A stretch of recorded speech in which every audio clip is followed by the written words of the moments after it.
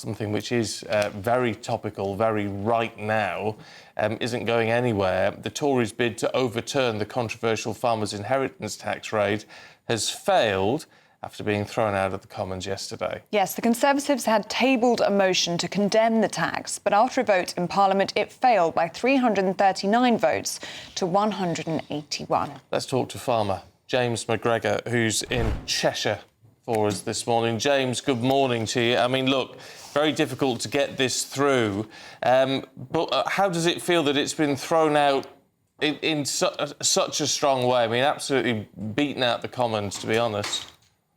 Yeah, it's difficult for us. Unfortunately, it just feels like with the majority Labour have at the moment that we're going to struggle to get anything done with this. Really, they're digging their feet in.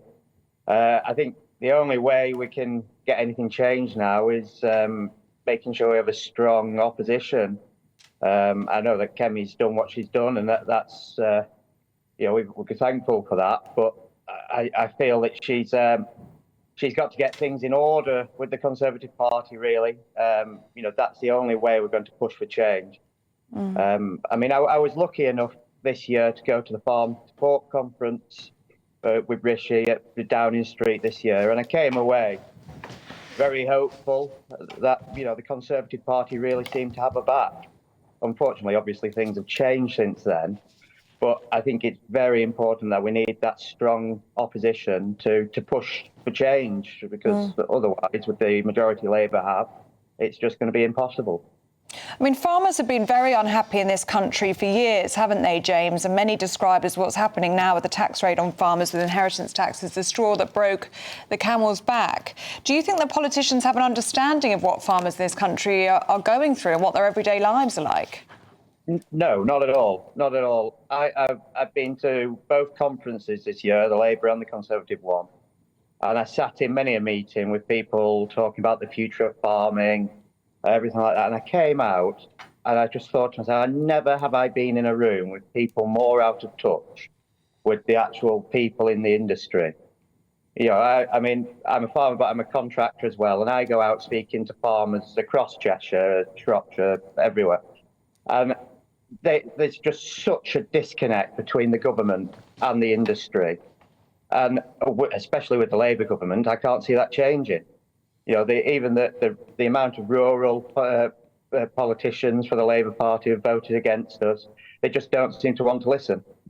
A number of Labour MPs did not vote with the government yesterday, it has to be said, but they abstained rather than voting for the Tory measure. Is that disappointing? Yes, of course it is. Labour have said themselves that the country vote lent them the vote. I'm not sure that's particularly true, but that's what they've said. So surely if we've lent them the vote, they should be listening to us. They were very quick to say that the Red Wall lent the Conservatives the vote and the Conservatives should listen to these people, but they're not doing it to us. Will you be going to further protests, James? Hopefully I will. Unfortunately, I missed the last one because we were actually out gritting. We're out clearing the snow and clearing everything for the government.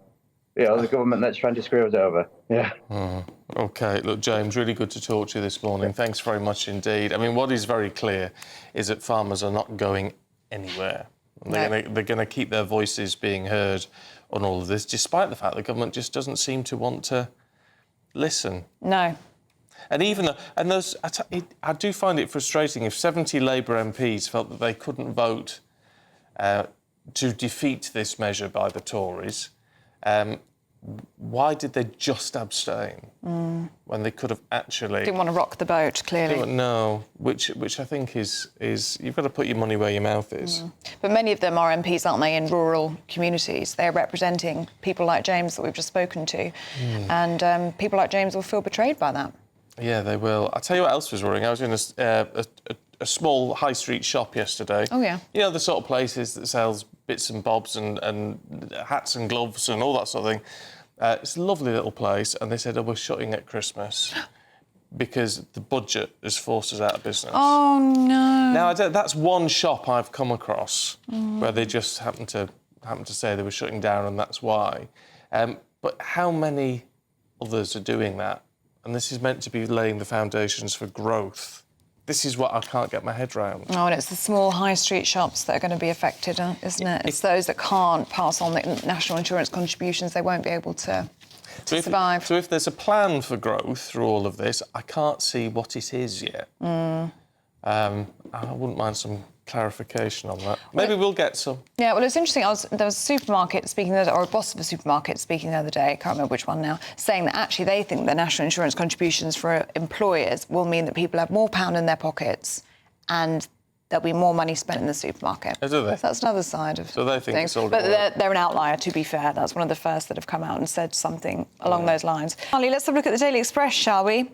And this is a little girl, just 8 years old, who says, I want farmers to feel appreciated. Yes, Florence Harris taking the fight to the Labour government because it's all about that tax on family farms. And I think she was at the protest and she held up a sign that said, I want, when I grow up, I want to be a farmer, but obviously crossed out the word want to wanted because, there are young people who are born into a farming family, they're born into a farming community that would expect to have that farm and want to be farmers. They have it passed on by their parents and their family. But many farms now are unable to do so. And whatever you think about whether somebody's sitting on land which is, millions of pounds worth, OK, that is the value of the land. But the actual day-to-day farming of what puts meat on our table, what puts food on the shelves of our supermarkets, that is what's being hit because farmers do not make much money at all. The value of the land is one thing, but the actual business and the profits that farmers make is simply quite another. But it's one thing to get, a little 8-year-old girl to stand up and be the poster girl for this. The point is, it's not going to make any difference, is it? Because it seems like the government is just not listening. Well, and that's the problem that all governments face difficult decisions, and this new government have had to face some difficult decisions, but have made some odd ones of their own making, such as taking away the winter fuel payments, which I think was obviously, I think most people agree it was not the right thing to do. Going after farmers, I think is where you've got a number of new Labour MPs in rural constituencies, where their postbags, I imagine, will be full to the brim of farmers wanting this not to come in, even though it was voted on yesterday. But what's also interesting is it's the discrepancy of the numbers. Whatever you think about the tax, you've got the Treasury saying this will only affect 500 farmers. You've got the industry saying, actually, this is going to impact 75,000. Now, that's quite a gap. It's quite a gap. The idea that the Treasury and the farming community are such at odds means that I think this really does need to be looked into. How can the government have messed up on this so badly? Lack of preparation, I would say. I'm quite disappointed, Charlie. I thought you were going to say it's terrible how we can politicise children, but no, you're all for the pushing them out onto the... I'm for the next generation. I'm on the front page. I think the concern for me is that the Labour Party seems to be picking fights with groups of people that electorally we can't really afford to be having fights with. If there's one thing we know about older people, they vote, and they will certainly go out and vote with their feet due to the winter fuel allowance cut. And I think the thing with the farmers, there is obviously an idea that people were buying up farms and land to avoid paying inheritance tax. I think you could slightly narrow the scope of the policy if you're really going to stick to it and say, right, you will only pay inheritance tax if you sell the farm. If the next generation is going to take on the farm, why clobber them? And the other thing is, regardless of discrepancies, that and the winter fuel cut is going to bring in £1.5 billion, which is nothing in the grand scheme of things. You could put up corporation tax by 1% and it would bring in £7 billion, and you wouldn't have half the newspaper headlines you've got now. So I don't know whether Charlie would agree. To me, it seems very much like Treasury brain. People that are very experienced in devising policy don't quite understand the optics and the politics around certain policy and how that may look. And they've had 14 years to prepare, Charlie. I mean, if we're talking about preparedness... Yes, absolutely. Had 14 years. They have, yes, I'd forgotten. But they have, they absolutely have. And so to make these kind of... And just as Matthew was saying, look, on the optics, you're right, it is optics, but it's also, what did the public hear during that election campaign when, you're right, they've had 14 years to prepare for, they've had 3 other general elections to prepare for as well. Pensioners will be protected under Labour. Farmers will not be hit. They'll be the most friendly farming political party, and all of a sudden they've taxed both of them. Yeah.